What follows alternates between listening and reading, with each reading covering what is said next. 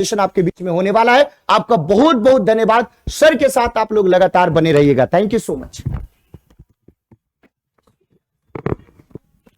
हाँ भाई प्रबल सर, तो भाई जाना किसी को कोई नहीं है, क्योंकि हिस्ट्री के बाद ज्योग्राफी नहीं हुआ तो क्या हुआ। ठीक है, तो सब लोग बने रहिएगा, क्योंकि अभी ज्योग्राफी का जीनियस धाकड़ सेशन यहां पर चलने वाला है। और आज मैं वो सवाल लेने वाला हूं। देखो, लगातार हमारी क्लासेज इसलिए चल रही है क्योंकि आपको एग्जाम में इस बार कराना है अव्वल और नैया पार। तो जाना किसी को कोई नहीं है, एक बार जल्दी से बता दीजिए भाई। हाउ इज द जोश? अरे जोश कम तो नहीं हुआ भाई किसी का?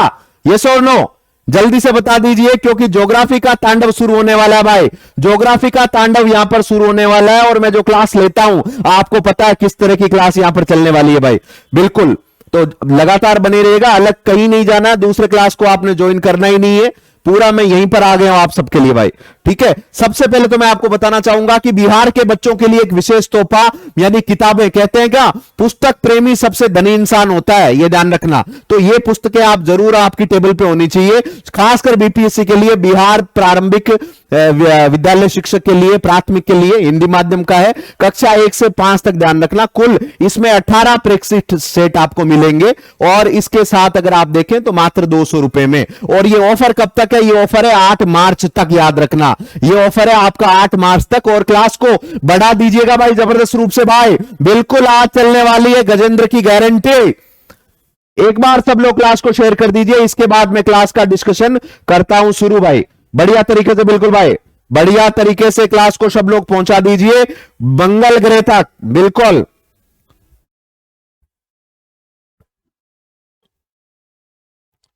बिल्कुल बिल्कुल, चलिए भाई शुरू करें डिस्कशन को। बहुत बढ़िया भाई। देखो यहां पर ध्यान रखना, मैं वो सवाल कोशिश करूंगा ज्यादा से ज्यादा क्वेश्चन लूं यहां पर। और DSSS भी हमारे कोर्स से जुड़ने के लिए बहुत बहुत धन्यवाद, जो भारी संख्या में सारे बच्चे जुड़े। और जो 8 मार्च लास्ट डेट है, ध्यान रखना DSSS के लिए 8 मार्च लास्ट डेट है। जिन्होंने फॉर्म को फिल नहीं किया, कृपया करके फॉर्म को फिल कर दीजिएगा भाई। चलिए अगला सवाल आपके लिए ये रहा, यानी पहला बताओ, भारत के धान यानी पैडी यानी चावल, अरे धान की खेती के लिए कम से कम कितनी बारिश होनी चाहिए? एनुअल रेनफॉल बता दीजिएगा। जिन क्षेत्रों में कितनी बारिश हो कि वहां पर धान पेड़ी का नेचुरल जो कल्टीवेशन है वो बढ़िया हो, बताइए। 120 सेंटीमीटर, 140 सेंटीमीटर, 100 सेंटीमीटर या 80 सेंटीमीटर? बताइए भाई जल्दी से भाई। बिल्कुल बिल्कुल बिल्कुल, और आज क्लास को पहुंचाना है 2000 पार। बिल्कुल, यह है गजेंद्र की गारंटी। हमेशा ध्यान रखना, वो सवाल लेके चलूंगा जो आपके एग्जाम में सीधा छपेंगे। ज्यादा समय नहीं देना बेटा, सीधा याद रखना। जिन एरियाज में अगर आप देखो, अगर जिनमें 100 सेंटीमीटर से ज्यादा बारिश है, उन एरियाज में आपको धान पेडी चावल जो भी आप कहो उसके लिए पर्याप्त रूप से आपको बारिश मिल जाती है, ध्यान रखना है ना। ये ध्यान रखना 100 सेंटीमीटर आप इसमें देखें। और एक चीज और देखो, ये जो धान है यानी पेडी है चावल, ये आप खासकर डेल्टाई नदियों के जो डेल्टाई वाले एरिया में वहां पर भी है, जैसे बंगाल सुंदरवन का डेल्टा, ठीक है, तो बंगाल असम, इन क्षेत्रों में जो चावल की खेती की जाती है उसका नाम क्या है वेराइटीज का? ओस, अमन, बोरो, साली, अफगानी। ये चीजें आपसे पूछ ली जाएगी भाई, लिख लेना सारी।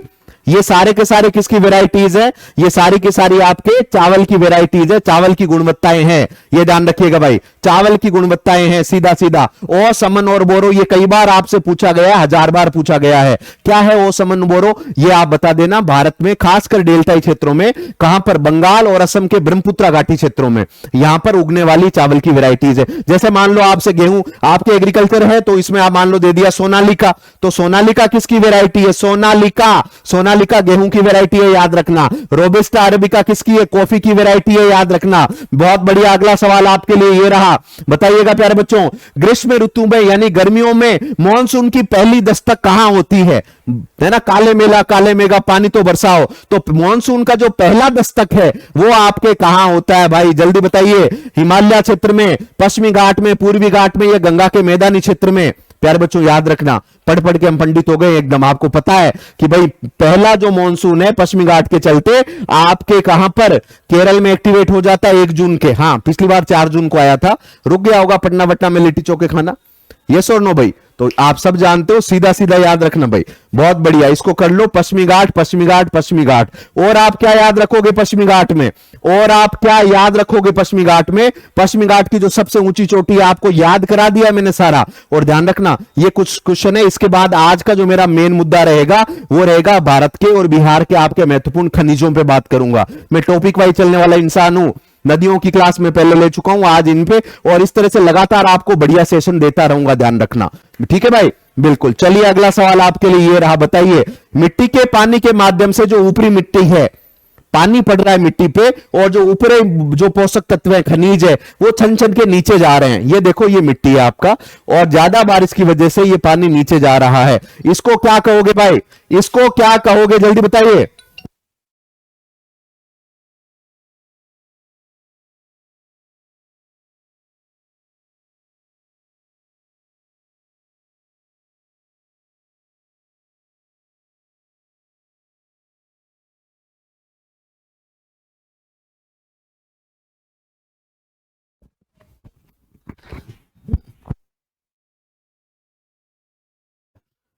ठीक है भाई, तो ये ध्यान रखिएगा, the transfer of minerals from top soil to sub soil, यानी ऊपरी मिट्टी से निचली मिट्टी की तरफ ये जो ट्रांसफर हो रहा है, इसको क्या कहा जाता है भाई, आप सब जानते हो बेटा, इसको कहा जाता है लीचिंग। लीचिंग लीचिंग लीचिंग को क्या कहा जाता है, अवक्षालन। लीचिंग को क्या कहा जाता है, अवक्षालन कहा जाता है। ये आप जरूर याद रखना। इसकी वजह से मिट्टी के जो ऊपरी पोषक तत्व हैं वो क्या होते हैं, ऊपरी पोषक तत्व वो बेसिकली क्या होते हैं, छन छन के नीचे चले जाते हैं। ध्यान रखना, नीचे चले गए फिर हमारे क्या काम आए, कुछ काम ना आए। ये और नो भाई, तो ये आप जरूर दिमाग में रखें। और इसी की वजह से आप देखना, लीचिंग की वजह से क्या नुकसान होता है, जो बेसिक पोटास है, नाइट्रेट है, ह्यूमस है, वो तो चला गया नीचे, ऊपर बचते हैं भारी तत्व जैसे लोहा, जैसे एल्यूमिनियम के कण। इसकी वजह से क्या होता है, लिख लेना, लेटराइट मिट्टी जो है, जो सबसे बंजर मिट्टी मानी जाती है, लेटराइट मिट्टी का निर्माण प्यारे बच्चों इसी की तरह होता है। लेटराइट मिट्टी का जो निर्माण है वो इसी की भांति होता है, याद रखना भाई। परकोलेशन का मतलब है पानी का रिसाव, और इस पूरी प्रोसेस को भी बोलते हैं लीचिंग कहा जाता है। इस पूरी प्रोसेस को क्या बोलते हैं, इसको लीचिंग कहा जाता है। ये भी आप याद रखना। क्लियर है भाई, यस और नो? ठीक, चलिए। हाँ, अच्छा एक चीज ध्यान रखना, आज तो मैंने क्लास यहीं से कनेक्ट कर दी है सीधा। ज्योग्राफी की यानी मेरी जो क्लास है वो आपको 3 बजे मिलेगी डेली बेसिस पे। गजेंद्र की जो गारंटी है वो आपको कब मिलेगा, 3 बजे मिलेगा, ध्यान रखिएगा। बिल्कुल, तो सब लोग इस चीज में बने रहिएगा।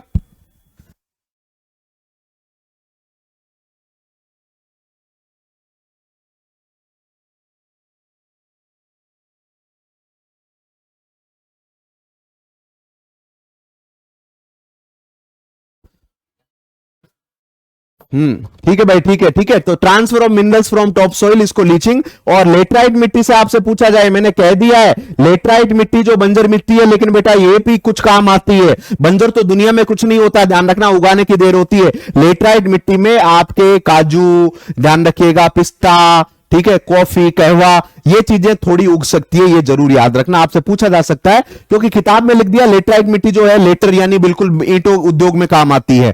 बाकी लेटराइट मिट्टी पे आप देखो ड्राई फ्रूट्स उग सकते हैं, कॉफी, कहवा, ये भी उग सकता है। सीधा सीधा याद रखना भाई, ये भी थोड़ा थोड़ा ध्यान रखिएगा भाई। हाँ,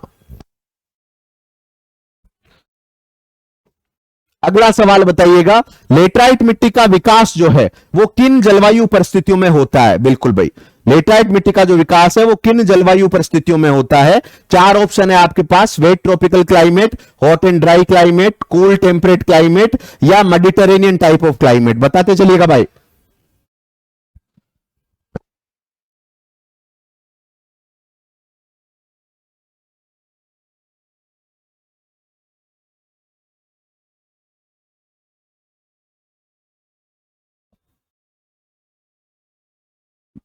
कोई नहीं, टेक्निकल इश्यू है थोड़ा सा, ठीक हो जाएगा, आप बने रहेगा भाई। सीधा देखो, लेटराइट मिट्टी उस एरिया में डेवलप होती है जहां पर आप देखना पानी भी ज्यादा बरसना चाहिए, यानी बारिश भी बढ़िया होती है, प्लस तापमान भी बढ़िया होता है। तो वो जो आप देखिएगा वेट ट्रॉपिकल क्लाइमेट, ये आप जरूर याद रखना।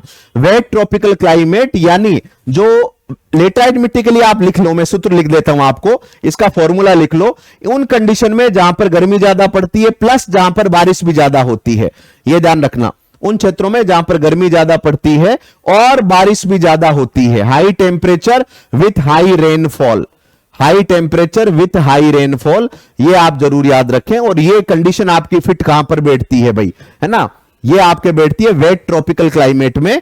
यानी हॉट एंड ड्राई नहीं कहना है, क्योंकि ड्राइनेस का मतलब है कि बारिश का ना होना, ये ध्यान रखना। ड्राइनेस का मतलब है बारिश का ना होना। क्लियर है भाई? क्या भाई वीडियो में कोई इश्यू आ रहा है? ठीक है, बिल्कुल, तो एक बार क्लास को शेयर कर दीजिएगा बढ़िया तरीके से, आगे बढ़ा दीजिएगा भाई। आगे बढ़े, चलो भाई अगला सवाल आपके लिए ये रहा। नेक्स्ट क्वेश्चन ये रहा, बताइए the important feature of the shifting cultivation, यानी जो स्थानांतरित कृषि है, जो झूम खेती है, जो चलवासी कृषि है, उसका एक महत्वपूर्ण विशेषता क्या होगा। आपको सबको पता है, इसके अलग अलग नाम है, वो भी आपसे कई बार पूछे जाते हैं। देखो, पहला देर का कल्टीवेशन ऑफ ट्रांसप्लांटेशन, यानी जो प्रत्यारोपण द्वारा खेती की जानी चाहिए, या फसलों को आप बदल बदल के बो, या जो खेत कर रहे हो उनको परिवर्तन करो, यानी खेत के स्थलों का या फसलों का चक्रण। पांचवे का कौन सही जवाब देगा भाई?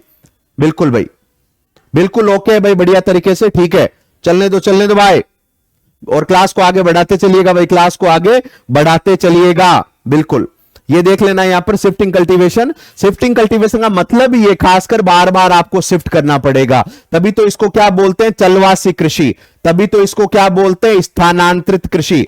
याद रखना, तभी तो इसको क्या बोलते हैं? चलवासी कृषि या फिर स्थानांतरित कृषि, आप याद रखें भाई, ठीक है, बहुत बढ़िया। और इसके जो नाम है वो अलग अलग क्षेत्रों में इसे अलग अलग नाम दिए गए हैं, जो आप विधिवत रूप से याद रखें। एक तो आप इसको बोलते हो कि भाई जिन क्षेत्रों में झूम है, आपके पश्चिमी घाट में इसको कुमारी कहा जाता है, ठीक है, बस्तर छत्तीसगढ़ में देपा कहा जाता है, साउथ इंडिया में इसको पूडू कहा जाता है, वर्ल्ड में बात करें तो याद रखना ब्राजील में इसको रोका कहा जाता है भाई, है ना, और मेक्सिको वगैरह में इसको क्या बोलते हैं? मिल्पा बोलते हैं, ग्वाटेमाला में।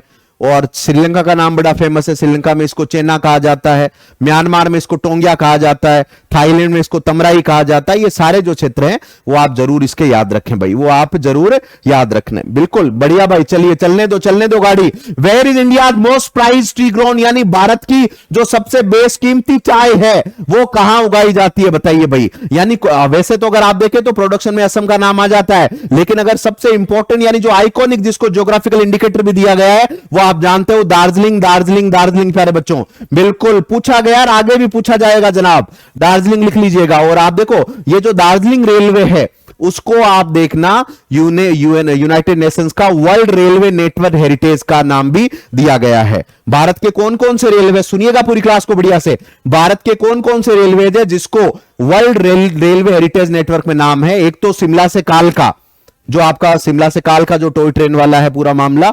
एक आपके साउथ में जो नीलगिरी रेलवे है, कौन सा? अरे ऊटी वाला, उदगमंडलम वाला, उसको भी आपके वर्ल्ड रेलवे नेटवर्क हेरिटेज का दर्जा प्राप्त। कोंकण को भी दे दिया गया, कोंकण रेलवे, जो कि पश्चिमी घाट की हरी भरी वादियों से गुजरता है। और आपका दार्जिलिंग रेलवे भी याद रखना, दार्जिलिंग रेलवे भी याद रखना। क्लियर है भाई? बहुत बढ़िया, बहुत बढ़िया। चलिए, जोरहाट आप सब जानते हो। अगला सवाल बताइए, Gujarat is the largest producer of नमक। क्यों भाई? भारत में गुजरात पूरे भारत में उत्पादित होने वाले लगभग आधा यानी 50% नमक का उत्पादन कर देता है, ठीक है, लेकिन क्यों? इसका क्या कारण है? हालांकि हम झीलों में बात करें तो सांबर झील, जो आपको लगभग ध्यान रखना 10% नमक, अकेले एकमात्र झील जो 10% नमक देती है, लेकिन राज्यों में याद रखना ये गुजरात। और प्यारे बच्चों, नमक किस तरह का खनिज है?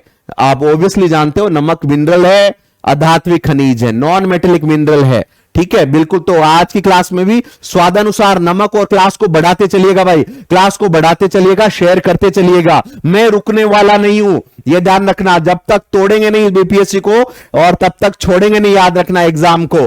तो इसका भाई क्या करेक्ट है कि भाई इसका ड्राई कोस्ट है, या ध्यान रखना पानी बहुत खारा है, या ध्यान रखिएगा बहुत ही छिछला पानी है ना, बिल्कुल। तो इसका ऑब्वियसली मुझे जवाब मिल गया। ये जो पूरा आपका गुजरात का जो तटीय क्षेत्र है प्यारे विद्यार्थियों, ये पूरा जो कच्छ से लेकर सौराष्ट्र वाला, ये बहुत कम बारिश वाला एरिया है, सूखा कोस्ट है और गर्मी ज्यादा है, ठीक है, ये ध्यान रखना। और गर्मी ज्यादा होगी, तापमान जितना अधिक होता है, आपको पता है नमक उतना ही ज्यादा बनता है। तो इसको, अरे खारे पानी को, अरे खारा पानी तो अगर हम इकट्ठा कर लें थोड़ा सा नाले में तो नमक बन जाएगा क्या?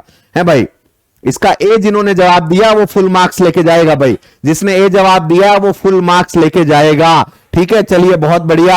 अगला सवाल विद्यार्थियों के लिए, अभ्रक, मीका सिंह की बात नहीं कर रहा हूं, मीका का सबसे बड़ा भंडार दुनिया में कहां है भाई? साउथ अफ्रीका, इंडिया, अमेरिका या ऑस्ट्रेलिया? बताते चलिएगा भाई। मीका, पहले तो मुझे यह बताओ, मीका किस तरह का खनिज है? मीका को धात्विक कहूं या अधात्विक कहूं भाई? मैं डॉक्टर गजेंद्र सिंह आपको ज्योग्राफी में नाव पार करा के रहूंगा। लगातार बने रहिएगा भाई पूरी क्लास में, और कल से भी आपकी लगातार क्लासें चलती रहेगी। आज मैंने इसी क्लास में शुरू कर दिया, हालांकि मेरी क्लास 3 बजे अलग इवेंट बना हुआ था, लेकिन मैंने कहा बच्चों को एक साथ ही दर्शन दे देते हैं।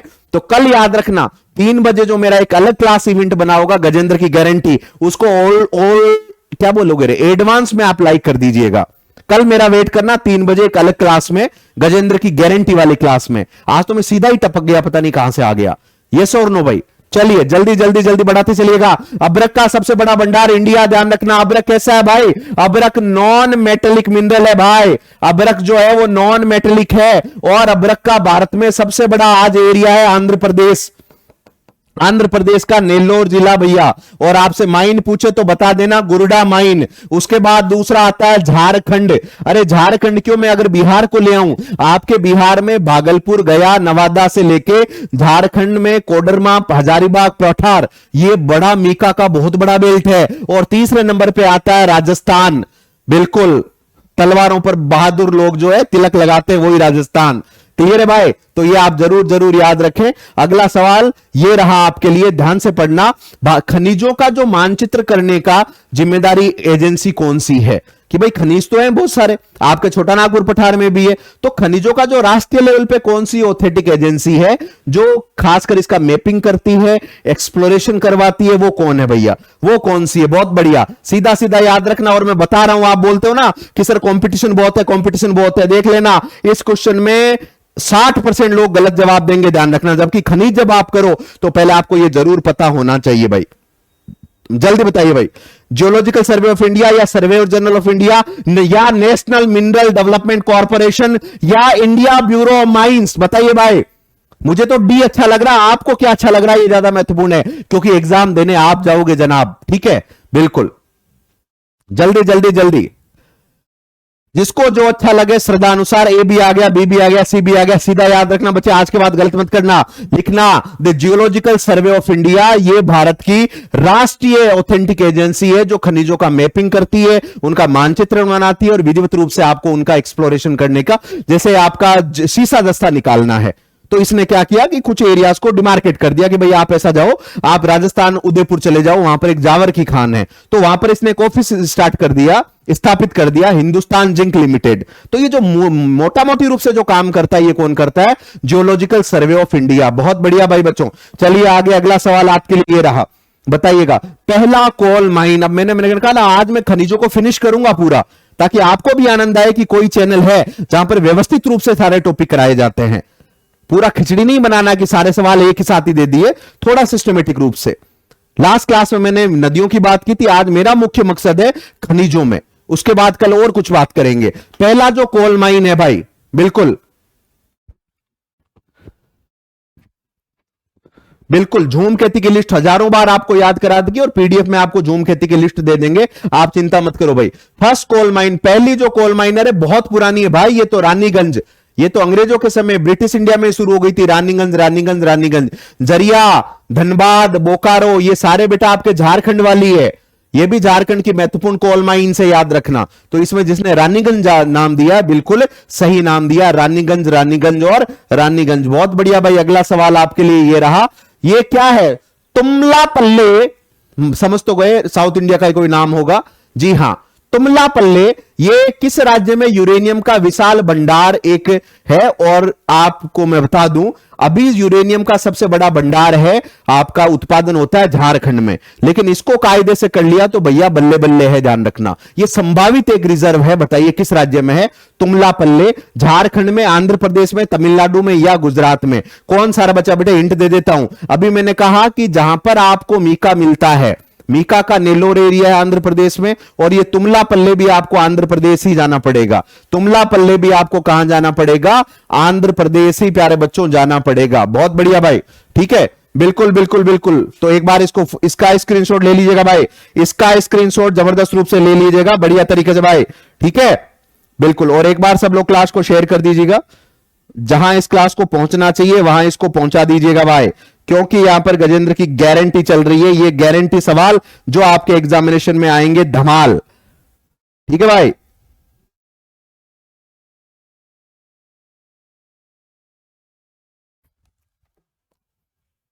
चलिए अगला सवाल ले लेते, ये हो गया आपका नेक्स्ट क्वेश्चन। हीरे की खदान किस जगह पर इसका काम किया जा रहा है? Diamond mines are basically being worked in which place of India? Diamond की, हीरे की जब आप बात करें तो याद रखना हजारीबाग झारखंड, कोलार कर्नाटका, नेहली तमिलनाडु या पन्ना मध्य प्रदेश। क्या जवाब दोगे? हीरा सदा के लिए, सदा के लिए तो कई बार सदा सदा आपको बताते आए हैं कि ये है भैया पन्ना पन्ना पन्ना। बिल्कुल, पन्ना की तमन्ना है कि हीरा मुझे मिल जाए। यस और नो? तो पन्ना को ही पता है कि हीरा कहां मिलेगा, पन्ना में ही मिलेगा, मध्य प्रदेश। अच्छा एक चीज और याद रखना, ये जो पन्ना है इसके नाम से प्यारे बच्चों भारत के 18 बायोस्फीयर रिजर्व हैं, 18 जैव मंडलीय आरक्षित क्षेत्र हैं, उसमें से एक आपका पन्ना बायोस्फीयर रिजर्व भी है प्यारे बच्चों। लिखना पन्ना बायोस्फीयर रिजर्व, और ये आपका सबसे नवीनतम यानी जो 18वां जो सबसे लेटेस्ट आपका बायोस्फीयर रिजर्व है, ये है आपका पन्ना बायोस्फीयर रिजर्व। आप याद रखना भाई।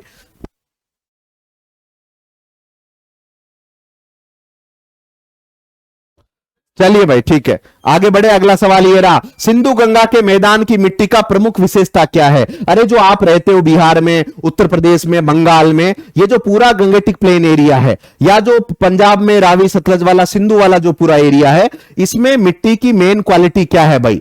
है ना, मिट्टी की मेन क्वालिटी क्या है? हाँ, पहला 1984 में नीलगिरी, 1984 नहीं बेटा 1986, पहला 1986, बिल्कुल 1986 में ही बायोस्फीयर रिजर्व प्रोग्राम शुरू हुआ था जनाब, ये ध्यान रखना 1986 में। और सिंधु गंगा वाला आप जानते हो, गंगेटिक मैदान ले लो, सिंधु को छोड़ो चाहे, हालांकि सिंधु वाला भी जो सहायक नदियां हैं सतलज रावी, वो सारा पंजाब प्लेन को क्या कर रही है? सिंचित कर रही है। पंजाब प्लेन को क्या कर रही है? बेसिकली एक प्रकार से आगे बढ़ा रही है। बड़ा फर्टाइल एरिया है, कारण क्योंकि ये नदियों वाला एरिया, और नदियां कहां से आ रही है? ये सारी हिमालयन नदियां हैं। तो हिमालयन नदियां हिमालय के चट्टानों से जो खनिज यानी जो सेडिमेंट, जो अवसाद सारे लाती है, वो यहां पर जमा करती है। तो इसका जिसने ए फॉर अल्फा जवाब दिया है वो पूरे मार्क्स लेके जाएगा भाई। जिसने ए फॉर अल्फा जवाब दिया है वो पूरे मार्क्स लेके जाएगा। बहुत बढ़िया। अगला सवाल बताइए, सिंहभूम जहां तांबे के अयस्क का खनन किया जाता है, ये कहां पर है सिंहभूम? उत्तर प्रदेश, झारखंड, आंध्र प्रदेश या फिर उड़ीसा? या फिर Orissa. Singhbhum where copper ore is mined, you will see it is in UP. No, Jharkhand, Andhra Pradesh, Orissa. मेरे सारे बच्चे जानते हैं इसका है झारखंड, झारखंड, झारखंड। अरे आप ये बताओ ना, आप ये झारखंड वाला बेसिकली पूरा जो छोटा नागपुर पठारी क्षेत्र है, क्या दिक्कत है यहां पर? झारखंड का रांची पलामू पठार क्षेत्र है। झारखंड में अगर आप देखो तो यूरेनियम का भारत में 70% जो प्रोडक्शन है यूरेनियम का, वो झारखंड से होता है। जादूगोड़ा माइन याद रखना, कौन सा है? जादूगोड़ा, जादूगोड़ा, जादूगोड़ा। ठीक है, ये आप जरूर याद रखें। उसके अलावा मैं बताऊं तो कोयले का भी लेटेस्ट डेटा बता रहा हूं। कोयले का सबसे बड़ा जो अभी प्रोडक्शन है, सबसे बड़ा जो उत्पादन है, वो भी आपका कहां हो रहा है? झारखंड में ही हो रहा है। ये आप जरूर याद रखें भाई। ठीक है जी हाँ। 15वां बताइए, भारत के किस राज्य में उच्च थोरियम सामग्री के साथ मोनाजाइट का सबसे बड़ा भंडार है? पहले तो आप मुझे बताओ ये मोनाजाइट क्या है? मोनाजाइट क्या है बताना। ये आणविक खनिज है, जैसे धात्विक खनिज होते हैं, जैसे अधात्विक खनिज होते हैं, वैसे ही आपका ये आणविक खनिज है। याद रखना, ये आपके थोरियम का कच्चा रूप है। थोरियम का एक प्रकार से अयस्क है प्यारे विद्यार्थियों। ठीक है, बिल्कुल भाई, है ना, बिल्कुल बिल्कुल बिल्कुल। तो यहां पर आप क्या करोगे, ये केरल की बालू तटीय मिट्टी में आपको देखने को मिलता है। कहां पर देखने को मिलता है? केरल की बालू तटीय मिट्टी में ये आपको देखने को मिलता है। आप इसको जरूर बेहतरीन तरीके से याद रखें भाई, इसको बेहतरीन तरीके से आप याद रखें, केरल। और रही बात कर्नाटका की, तो प्यारे बच्चों कर्नाटका पठार है, पूरा पठारी एरिया है। और यहां पर आप देखो लोह अयस्क भी आपको मिलता है।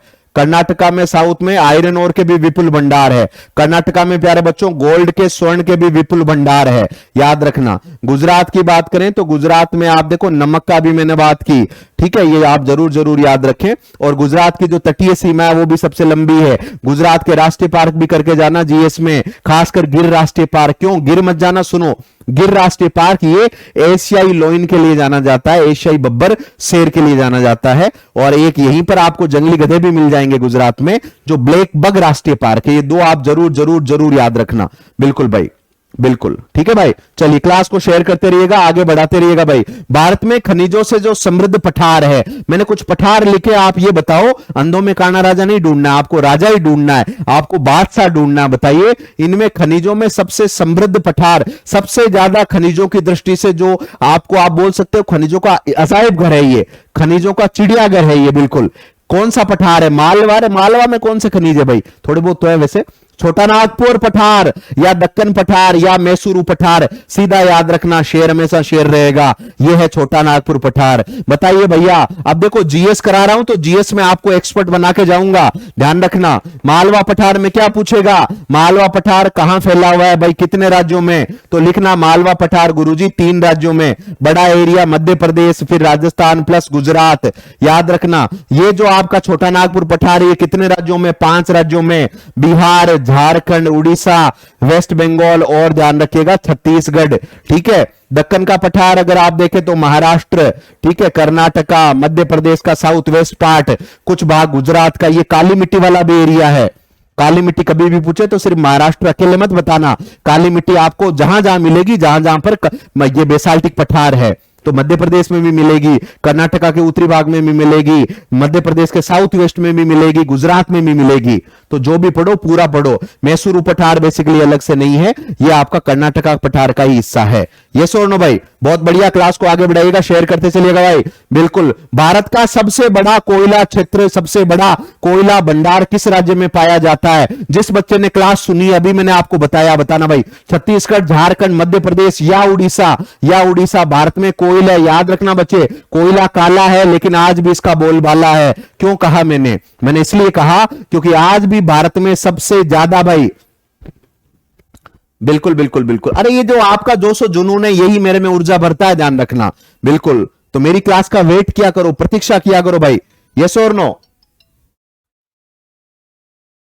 चलिए, भारत में कोयले का जो सबसे बड़ा भंडार है वो आपको कहां देखने को मिलता है?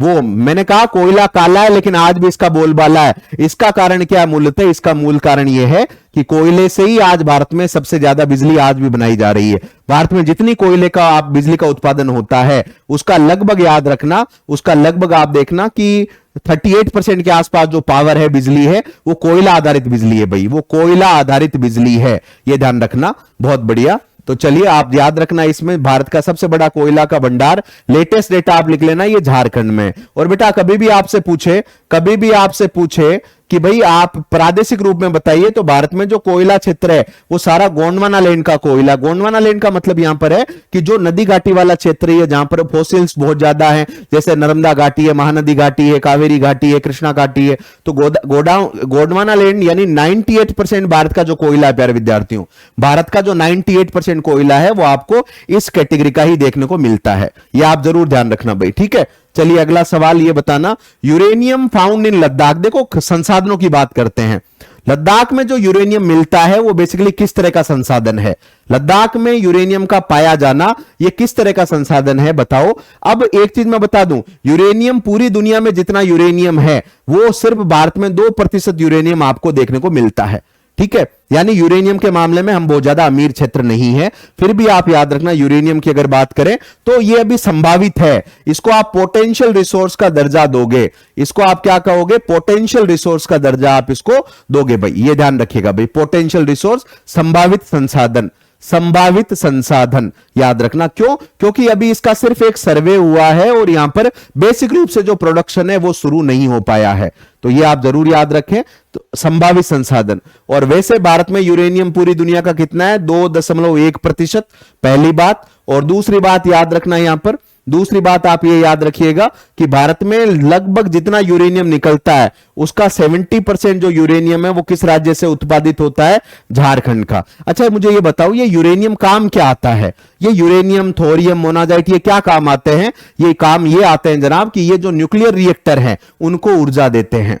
न्यूक्लियर रिएक्टर को रन करने के लिए आप इनको चाहिए, और भारत में जो न्यूक्लियर पावर प्लांट है वो भी आप याद रखना, सबसे पुराना तारापुर है, केगा कर्नाटका, नरोरा उत्तर प्रदेश, कल्लप्पम कुडनकुलम तमिलनाडु, और काकरापार आपके गुजरात। ये भी आप याद रखिएगा भाई, ये भी आप याद रखिएगा भाई, ठीक है। चलिए अगला सवाल आपके लिए ये रहा, the Zawar mines of Udaipur are famous for, यानी उदयपुर की जो जावर की खाने हैं वो किसके लिए फेमस है? ये ना मार्बल, जिंक, ग्रेनाइट या बॉक्साइट। इसमें अगर एक ऑप्शन और दे दूं मैं, इसमें अगर मैं चौथा और पांचवा ऑप्शन और दे दूं सिल्वर, ये ध्यान रखना, और छठा ऑप्शन और दे दूं आपको इसमें कि more than one of the above, तो एक से ज्यादा कर देना, क्योंकि ये जो उदयपुर जावर की खान है इसमें तो सही होगा भैया, ध्यान रखना जस्ता, ये लीड यहां पर लीड और जिंक यानी मैं कहूं सीसा और जस्ता का पूरे भारत में मोनोपोली है भाई। सीसा और जस्ता की पूरे भारत में आपको ये मोनोपोली देखने को मिलेगी यहां पर, ये ध्यान रखिएगा भाई, ठीक है बिल्कुल। और यहां पर भारत में सिल्वर का यानी लगभग चांदी का 45% जो उत्पादन है वो भी आपको कहां पर देखने को मिलेगा, 45% जो उत्पादन है वो भी राजस्थान से ही आपको प्राप्त होता है। ये भी आप याद रखना भाई, ये भी आप याद रखिएगा बिल्कुल, ठीक है। चलिए अगले सवाल की तरफ बढ़ते हैं। गोविंद सागर जलाशय पंजाब में किस नदी पर है? ये जो गोविंद सागर रिजर्वेयर है ये किस नदी पर आपको देखने को मिलेगा? सतलज पर, सोन पर, रिहंद पर या नर्मदा पर, या फिर नर्मदा पर, बताते चलिएगा भाई। गोविंद सागर जो रिजर्वेयर है, गोविंद सागर रिजर्वेयर पंजाब, बेटा पंजाब की बात कर दी तो एलिमिनेट मेथड से ही कर लो इसको। पंजाब में नर्मदा नदी बहती है क्या? पंजाब में रिहंद बहती है क्या? सोन बहती है क्या? कौन बहती है? सतलज, सीधा सीधा याद रखना। और यदि पंजाब में रावी नदी पर आपसे पूछ ले तो भाई रंजीत डैम बता देना या रंजीत सागर डैम बता दीजिएगा, ठीक है। जिसको आप एक नाम और देते हो, इसको आप थीन डैम भी बोलते हो, याद रखना। इसको आप थीन डैम भी बोलते हो, थीन बांध भी बोलते हो, यस और नो भाई? तो ये आप जरूर याद रखें। अगले सवाल की तरफ बढ़ते हैं हम। ऊपरी ब्रह्मपुत्र घाटी में पाया जाने वाला जो मुख्य खनिज है वो कौन सा है? The main mineral found in the upper Brahmaputra valley. अब याद रखना, ब्रह्मपुत्रा देखते ही आपको कौन सा राज्य याद आना चाहिए? ब्रह्मपुत्रा भारत के दो ही राज्यों से होकर बहती है, एक है आपका अरुणाचल प्रदेश और याद रखना एक है आपका असम। और असम में अगर आप बात करें तो इस एरिया में भैया पहला देखो डिगबोई है आपका, आप समझ जाओगे मैं किस मिनरल की बात कर रहा हूं। नाहर कटिया है आपका, डिगबोई है, नाहर कटिया है ना, नूना माटी है। ये जो है सारे के सारे क्या है? पेट्रोल क्षेत्र है, खनिज क्षेत्र है, यस और नो? बिल्कुल, तो आप इसको कर लीजिए पेट्रोल के लिए, पेट्रोल के लिए। और अभी पूरी दुनिया में पेट्रोल का सबसे बड़ा कंज्यूमर और सबसे बड़ा जो प्रोड्यूसर है वो कौन सा है? वो यूएसए है। वो कौन सा है? वो यूएसए है, ये ध्यान रखना। भारत में पेट्रोल का सबसे बड़ा क्षेत्र, देखो खनिज संसाधनों से एक सवाल आपको आएगा ही आएगा, मान के चलना खनिजों से एक सवाल आपसे पूछा ही पूछा जाएगा। पेट्रोल का अगर भारत में बात करें तो वो है आपका मुंबई हाई बेसिन। पेट्रोल का मुंबई हाई बेसिन। पेट्रोल की एक बड़ा संगठन है वो भी आप याद रखना, कौन सा है? वो है ओपेक। ओपेक का क्या हो गया? Organisation of petroleum exporting countries, याद रखना। पेट्रोल निर्यातक देशों का संघ, अब तो ओपेक प्लस भी बन चुका है। इस ओपेक का हेडक्वार्टर कहां है भाई? इसका हेडक्वार्टर है आपका वियना, ध्यान रखना। इसका हेडक्वार्टर कहां पर है? वियना, वियना, वियना, ऑस्ट्रिया, है ना, ऑस्ट्रिया। ये आप याद रखें भैया ना, ये आप याद रखिएगा, ठीक है। चलिए 22वां है, which of the following is a non metallic mineral. निम्नलिखित में से कौन सा एक अधात्विक खनिज है? इनमें से कौन सा एक अधात्विक खनिज है? बॉक्साइट, मैग्नीशियम, जिप्सम या मैंगनीज, या मैंगनीज, याद रखना। बॉक्साइट, मैग्नीशियम, जिप्सम या फिर मैंगनीज, बताइएगा भाई। Which of the following is a non metallic mineral? Which of the following is a non metallic mineral? ये बॉक्साइट है भैया, मैंगनीज है, जिप्सम है। देखो बॉक्साइट आपका मेटेलिक है, बॉक्साइट का सबसे बड़ा जो प्रोड्यूसर आप बात करें तो उड़ीसा देख लो, वर्ल्ड में ऑस्ट्रेलिया है। वर्ल्ड में कौन सा है भैया इसका बड़ा प्रोड्यूसर? वर्ल्ड में इसका ऑस्ट्रेलिया है। और जिप्सम का अगर बात करें तो भारत में 99% जो प्रोडक्शन है वो कहां पर होता है? राजस्थान में होता है, वो राजस्थान में होता है इसका। और मैंगनीज में भी अगर बात करें, मैंगनीज भी आपका कैसा है? देखो आयरन स्टील इंडस्ट्री में इसका भरपूर उपयोग किया जाता है, लोहा इस्पात उद्योग में इसका भरपूर उपयोग किया जाता है। तो इसमें आप कर दीजिएगा कौन सा अधात्विक खनिज है? मैग्नीशियम। जिसने मैग्नीशियम जवाब दिया होगा बिल्कुल ठीक बात है। बाकी सारे किसी ना किसी रूप में मेटल है भाई, बाकी जो सारे हैं वो किसी न किसी रूप में मेटल है। अगला सवाल लीजिएगा, कोवाड़ा परमाणु पार्क जो परियोजना किस राज्य में स्थापित करने का प्रस्ताव है? कोवाड़ा, कोवाड़ा, कोवाड़ा, कोवाड़ा न्यूक्लियर पार्क, जल्दी बताइएगा भाई। कोवाड़ा ये राजस्थान में, उत्तर प्रदेश में, आंध्र प्रदेश में है या कर्नाटका में? या कर्नाटका में, बताइएगा भाई। बिल्कुल कोवाड़ा।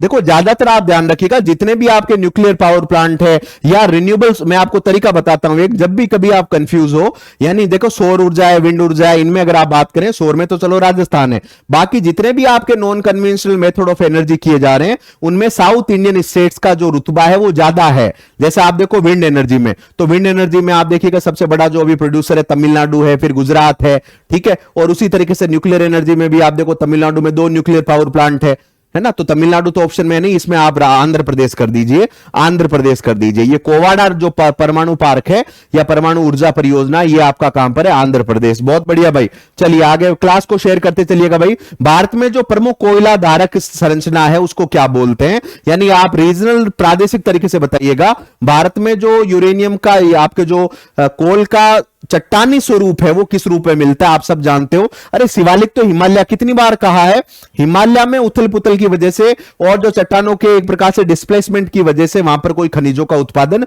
आपको ना के बराबर देखने को मिलेगा। ठीक है, गोंडवाना है, विंध्य है या कडप्पा है, तो प्यारे बच्चों याद रखना गोंडवाना। गोंडवाना गोंडवाना पूरा मैंने कहा कि एक प्रादेशिक डिवीजन है। भारत में जितना कोयला मिलता है उसका 98% जो कोयला है वो आपको कहां देखने को मिलेगा, ये आपको गोंडवाना। बाकी असम, नागालैंड, मणिपुर, मिजोरम, इन क्षेत्रों में जो कोयला मिलता है वो कौन सा है, उसको टर्शरी कोयला बोलते हैं। और वो कोयला प्यारे विद्यार्थियों याद रखिएगा बहुत ज्यादा महत्वपूर्ण नहीं है। वो कोयला जो है वो आप देखिएगा विधिवत रूप से उतना ज्यादा क्वालिटेटिव नहीं है, निम्न किस्म का कोयला है, ये आप जरूर याद रखें भाई। ठीक है, चलिए आगे बढ़ते हैं हम लोग।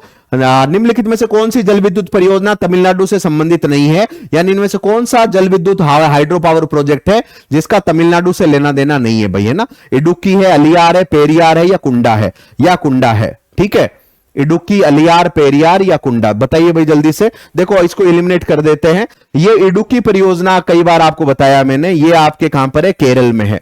ये केरल में है और किस नदी पर है, ये है भैया आपके जिसको पेरियार नदी बोलते हो, ये पेरियार नदी पर है, लेकिन इसका नाम है आपका इडुक्की परियोजना। बाकी अलियार, पेरियार, कुंडा, ये तीनों के तीनों आपको कहां देखने को मिलेंगे जनाब, ये तमिलनाडु में देखने को मिलेंगे। तो ज्यादा दूर जाना ही नहीं है, ए जो है इसका बिल्कुल सही है।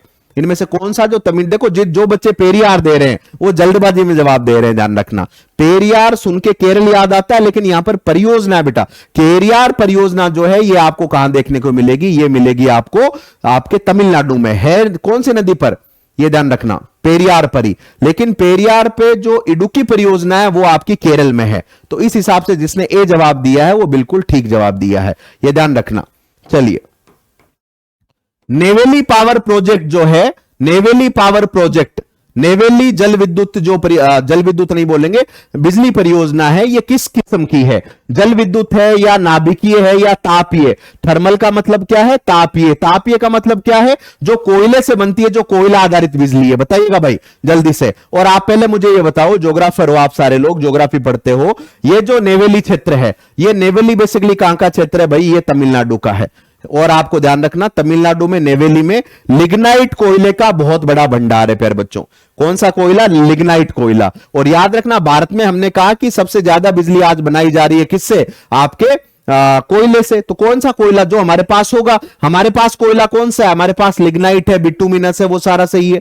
ठीक है, तो ये ध्यान रखना, ये कोयला आधारित है, बिल्कुल ठीक बात है। थर्मल, थर्मल का मतलब मूलतः, यानी हालांकि कुछ हमारे प्लांट है एनटीपीसी के, ध्यान रखना, नेशनल थर्मल पावर कॉर्पोरेशन के, जो कि आपके गैस पर आधारित भी है, लेकिन ज्यादातर हम लोग कोयले से इसका एक प्रकार से रन करते हैं। ये जरूर जरूर याद रखना भाई, है ना, ये जरूर ध्यान रखिएगा। चलिए भाई अगला सवाल आपके लिए ये रहा, गोंडवाना कोयला क्षेत्र इनमें से कहा। आज मैंने गोंडवाना की भरपूर बात की है ताकि आपका पूरा कंसेप्चुअल क्लैरिटी यहां पर हो जाए। गोंडवाना कोलफील्ड जो है वो आपको कहां देखने को मिलते हैं, असम में, मध्य प्रदेश में, मेघालय में या जम्मू कश्मीर में, है ना। तो गोंडवाना का प्रादेशिक डिवीजन मैंने आपको बताया है कि खास कर देखना, ये जो आपका प्रायद्वीपीय भारत है ये गोंडवाना का हिस्सा माना जाता है। इसमें भी जो नदी घाटियों वाला क्षेत्र है जहां पर आपको ये ज्यादा देखने को मिलेंगे, है ना, असम, मध्य प्रदेश, मेघालय और जम्मू कश्मीर। तो देखिएगा यहां पर गोंडवाना में भाई मध्य प्रदेश वाला नर्मदा घाटी जो क्षेत्र है वो गोंडवाना में ही आता है। मैं सीधा जवाब पे आऊंगा, ये बी फॉर बॉम्बे। ध्यान रखना, मध्य प्रदेश का ये नर्मदा घाटी क्षेत्र में मध्य प्रदेश का कोयले का अद्भुत भंडार है, विपुल भंडार है, याद रखना। तो जिसने बी फॉर बॉम्बे दिया होगा वो बिल्कुल सही जवाब यहां पर रहेगा, वो बिल्कुल सही जवाब यहां पर रहेगा। और मैं कई बार आपको बता चुका हूं, कभी भी आपसे पूछे भारत में कोयले की सबसे मोटी परत, भारत में कोयले की जो सबसे मोटी परत है वो आपको कहां देखने को मिलती है, वो देखने को मिलती है मध्य प्रदेश में ही, नर्मदा नदी घाटी क्षेत्र में ही। नाम है झिंगुरडा, है ना, ये ध्यान रखना, झिंगुरडा नाम है, झिंगुरडा। ठीक है भाई, क्लियर है ये वाली बात? तो ये आप जरूर याद रखें। अगला क्वेश्चन आपके लिए ये रहा, भारत का कौन सा राज्य सौर ऊर्जा उत्पादन में अग्रणीय है? भारत का कौन सा राज्य सोलर एनर्जी में अभी टॉप पर चल रहा है, जो कि सोलर एनर्जी, जो कि रिन्यूएबल एनर्जी का सोर्स है। जब तक सूरज चांद रहेगा सौर ऊर्जा तेरा नाम रहेगा। ये सौर नो तो गुजरात है, राजस्थान है, हरियाणा है, या फिर उत्तर प्रदेश है, या फिर उत्तर प्रदेश है। बताते चलिएगा भाई। सौर ऊर्जा, देखो सौर ऊर्जा जो आप बिल्कुल जो सोलर प्लांट लगाते हो उसमें टॉप पर है आपका राजस्थान, राजस्थान, राजस्थान। बिल्कुल ठीक बात है, बिल्कुल ठीक बात है। और एक चीज मैं आपको और बता दूं, हालांकि मैं अभी आगे एक सवाल भी लूंगा, पूरे भारत का सबसे बड़ा जो सोलर पार्क है, लिख लेना, भारत का जो लार्जेस्ट सोलर पार्क है, सबसे बड़ा जो सोलर पार्क है वो कौन सा है? वो है बड़ला सोलर पार्क। ये आपका कहां पर है भाई? राजस्थान में। ये लिख लेना, भारत का, पूरे भारतवर्ष का जो सबसे बड़ा सोलर पार्क है बड़ला सोलर पार्क है, याद रखिएगा। कहां मिलेगा ये आपको? ये मिलेगा जोधपुर। जोधपुर के पास एक जगह है फलोदी। अब तो फलोदी को भी याद रखना, जिला बना दिया गया है, तो आप फलोदी याद रख लेना। जोधपुर के पास एक नया जिला बना है फलोदी, ये राजस्थान में, याद रखना। ये बड़ला जो सोलर प्लांट है, सोलर पार्क है, ये सोलर पार्क याद रखना। ये भारत का सबसे बड़ा सोलर पार्क आपको दिमाग में रखना है भाई, दिमाग में रखना है, राजस्थान में ही है। ठीक है, अगला सवाल, तमिलनाडु के अलावा लिग्नाइट कोयला और कहां देखने को मिलता है? लिग्नाइट याद रखना भाई, बिल्कुल बिल्कुल। लिग्नाइट कोयला की बहुत सारी वैरायटी आपको पता है, एंथ्रासाइट कोयला है, लिग्नाइट कोयला है, बिटुमिनस कोयला है, पीट कोयला है। ये जो लिग्नाइट कोयला है ये आपको कहां देखने को मिलेगा? गुजरात, उत्तर प्रदेश, वेस्ट बंगाल, या फिर उड़ीसा, या फिर उड़ीसा। बताइएगा भाई। बिल्कुल, तमिलनाडु के अलावा सीधा गुजरात करिएगा, गुजरात में भी लिग्नाइट कोयले के कुछ भंडार है। जिसने ए जवाब यहां पर दिया होगा, हर जगह उड़ीसा मत जाया करो भाई। हाँ, ये मान लिया उड़ीसा में बहुत सारे खनिज हैं, आपके बंगाल में भी कोयले का सबसे पुराना फील्ड है दामोदर नदी घाटी बेरिया, लेकिन कुछ एक्स्ट्रा भी आप दिमाग में याद रखिएगा भाई। ठीक है, बिल्कुल बिल्कुल बिल्कुल। एड आने तो भाई, एड से क्या टेंशन हो रही है आपको? चलिए अगला सवाल, ओंकारेश्वर परियोजना निम्नलिखित में से किस नदी से संबंधित है? ओंकारेश्वर, ओंकारेश्वर, ओंकारेश्वर, बताइएगा भाई। ये चंबल नदी से संबंधित है, या नर्मदा से, या तापी से, या भीमा से, या फिर भीमा से? ओंकारेश्वर परियोजना, देखो कंफ्यूज मत होना, एक तो है आपका अंकलेश्वर, ये अंकलेश्वर तो है आपका गुजरात में। ये किसके लिए जाना जाता है भाई? ये भारत का पेट्रोल का यानी खनिज तेल का बहुत बड़ा भंडार है यहां पर, मुंबई हाई बेसिन, अंकलेश्वर, ये सारा का सारा। और ओंकारेश्वर जो है वो आपको मिलेगा नर्मदा घाटी क्षेत्र में, याद रखना। इसका जिसने बी फॉर नर्मदा दिया है वो पूरे मार्क्स लेके जाएगा भाई, नर्मदा यहां पर पूरे मार्क्स लेके जाएगा, याद रखना भाई, है ना, ये आप याद रखिएगा। ठीक है, क्लियर है? बिल्कुल। और नर्मदा नदी की अगर आप बात करें तो एक तो याद रखना, ये डेल्टा नहीं बनाती, ये क्या बनाती है? एस्चुरी बनाती है। एस्चुरी को क्या बोलते हैं हिंदी में? ज्वारनदमुख। एस्चुरी को क्या बोलते हैं? ज्वारनदमुख हम बोलते हैं। और ये नर्मदा नदी जो है इसकी लंबाई लगभग 1312 किलोमीटर है। और इसकी आप बात करें तो तवा इसकी एक बहुत महत्वपूर्ण ट्रिब्यूटरी है, सिर्फ एक आपको याद रखनी है, तवा। बाकी और है बुर नहर है, आपका ध्यान रखिएगा। इसमें एक गुनेर इसकी ट्रिब्यूटरी है, तवा इसकी ट्रिब्यूटरी है। ये तवा मध्य प्रदेश के होशंगाबाद क्षेत्र में, कई बार इससे सवाल आपसे जोड़ के पूछा गया है, याद रखना, तवा तवा तवा। चलिए भाई आगे बढ़ते रहेंगे, सवाल लेते रहेंगे। बताइए, वायुमंडल की सतह, पृथ्वी की सतह पर जीवन को बनाए रखने और उसकी रक्षा करने में मदद करता है, उसका कारण क्या है? कुछ फिजिकल ज्योग्राफी के क्वेश्चन लूंगा जो आपके एग्जाम में सीधा आपको मदद करेंगे। वायुमंडल की जरूरत क्यों है? इनमें से आपको एक ऑप्शन चूज करना है जो आपको बढ़िया लगे। पहला दे रखा है, अब सवाल की लैंग्वेज में ऑप्शन चूज करिएगा। वायुमंडल पृथ्वी की सतह पर जीवन को बनाए रखने, जीवन को बनाए रखने यानी मैं लगातार जीवित रहूं, तो आपको क्या चाहिए ध्यान रखना? आपको लगातार कुछ गैसेस का लगातार उपयोग, जिसमें ऑक्सीजन, यानी एक आपको ऑक्सीजन की जरूरत होगी। दूसरा, उसकी रक्षा करें, तो रक्षा करने में हमें नुकसान ज्यादा कौन पहुंचाती है? यूवी रेज, तो यूवी रेज के लिए ओजोन है, तो रक्षात्मक रूप से ये आ गया। और ओवरऑल आपको एक आदर्श तापमान भी चाहिए। हम लोग ज्यादा गर्मी में और ज्यादा ठंड दोनों में नहीं रह सकते, तो ज्यादा यानी ग्रीन हाउस गैसेस को ज्यादातर हम नेगेटिवली लेते हैं, लेकिन कुछ मात्रा में ग्रीन हाउस इफेक्ट जरूरी है। तो कुल मिला के अगर आप बात करें तो यहां पर याद रखना डी फॉर दरभंगा। जिसने डी जवाब दिया वो बिल्कुल सही जवाब है भाई, जिसने डी जवाब दिया है वो बिल्कुल सही जवाब है। भारत में अनेक कोयला क्षेत्र पाए जाते हैं, बहुत सारे हैं, ठीक है। अब इनमें किसमें आपको ज्यादा कोयला क्षेत्र मिलेंगे? कावेरी नदी घाटी क्षेत्र, कृष्णा नदी घाटी क्षेत्र, गंगा नदी घाटी क्षेत्र या दामोदर नदी घाटी क्षेत्र? देखते हैं कौन सा बच्चा इसको सही करता है भाई। In India there are many coal fields, बहुत सारे कोल फील्ड है, ये ध्यान रखना। तो बहुत सारों में अगर आप बात करें तो उसमें कृष्णा कावेरी इनका नाम बहुत कम आता है। गंगा घाटी में कोयला बहुत कम है क्योंकि ये ऊपर वाला एरिया है। आप देखिएगा पहला कोल फील्ड कहां? रानीगंज। कहां? वेस्ट बंगाल। दामोदर पूरा नदी घाटी क्षेत्र है, याद रखना। दामोदर की वजह से ही आपके झारखंड, दामोदर नदी निकलती कहां से भाई? दामोदर नदी निकलती है झारखंड आपके छोटा नागपुर पठार से और फिर जाती है वेस्ट बंगाल में। तो इस कॉरिडोर में आपको तलहटी में बहुत सारे कोयला भंडार मिलते हैं। इसलिए तो आप देखो कोयले की सबसे पुरानी खान रानीगंज, झारखंड में पुरानी में देखो जरिया है, बहुत पुरानी माइन है, धनबाद है, बोकारो है, ये सारे बहुत इंपॉर्टेंट। तो झारखंड और वेस्ट बंगाल ये कोल फील्ड में आप अव्वल मानिएगा, अग्रणी मानिएगा, ठीक है भाई। तो यहां जिसने दामोदर दिया, और प्यारे बच्चों आप ये भी जानते हो दामोदर को किसी जमाने में क्या कहा जाता था? दामोदर को किसी जमाने में आपके बंगाल का शोक कहा जाता था, ये याद रखिएगा। बंगाल का शोक कहा जाता था, दुख कहा जाता था, शोरो कहा जाता था, ये ध्यान रखिएगा। क्लियर है भाई?